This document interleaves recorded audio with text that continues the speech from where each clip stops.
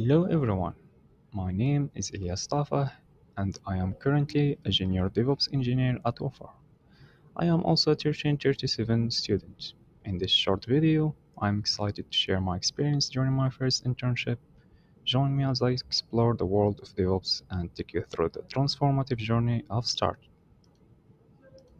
Wafa, founded in 2021 by Ismail Bergash and Rida Silak, is a Moroccan fintech startup making waves in the retail tech landscape, specializing in digitizing cashback and in-store rewards. Wafer empowers retailers and FMCG brands to elevate customer loyalty and engagement. With a focus on smart promotions, Wafer's innovative app offers a bridge between traditional retail and the digital age. This approach has positioned Wafer as a pivotal player in reshaping how businesses interact with customers. Wafer operates through two distinct apps: Wafer Pro for retailers and Wafer for customers, currently available only for Android devices and soon for iOS. The Wafar app presents users with loyalty points earned by purchasing the listed products within the app, as shown in the video. Then scanning their barcodes, this generates a unique QR code which retailers can scan it using the Wafar Pro app, allowing both parties to accumulate points. These points can be used to buy phone chargers later. This is the Wafar app. There are products listed on the home page. Now let's say you want to earn loyalty points with your purchase. Simply tap the scan button to begin. So here we have a Sprite soda as an example. I will turn the bottle and scan its barcode with my phone's camera. As you can see, scanning the barcode generates QR code. This QR code serves as a bridge between you, the customer, and the retailer. Later, the retailer will scan this code with their Wafer Pro app, so both of you could gain loyalty points. Let's dive into my role and tasks as a DevOps intern. DevOps combines software development, dev, and IT operations, ops, to accelerate software delivery.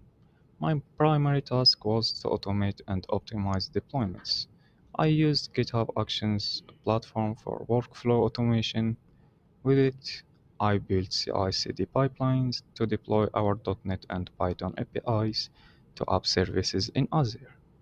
When there was a new modification in a GitHub branch, it triggered automatic builds and deployments to Azure. This streamlined our delivery pipeline, boosting efficiency and reducing manual errors. Let me show you an example of creating a CI/CD pipeline using GitHub Action. As you can see here, I have a Node.js application that has two endpoints.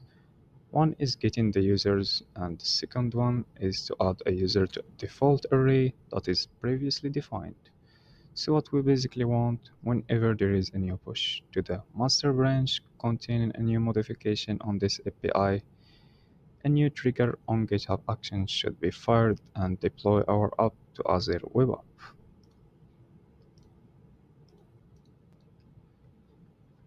This is our GitHub Action configuration on a YAML file. Here, we specify that the workflow will be triggered whenever there is a new push to this branch. This is an environment variable, the name of the other service which where our API will be deployed.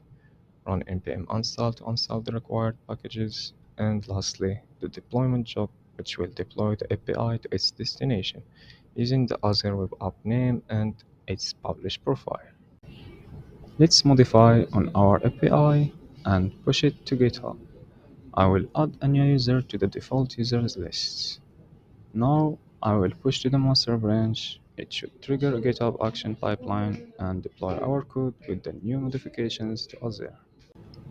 As you can see, there is a button here. The new push has triggered the pipeline successfully. Let's click on it and wait for the build and the deployment process to finish. And after the deployment is done, I will test the API within Azure.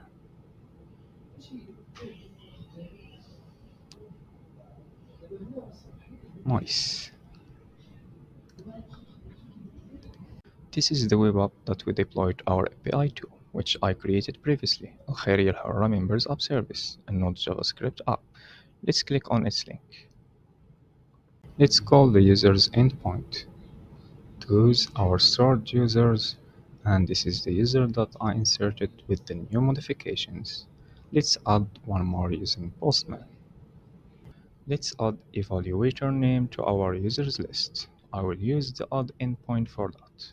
Click send,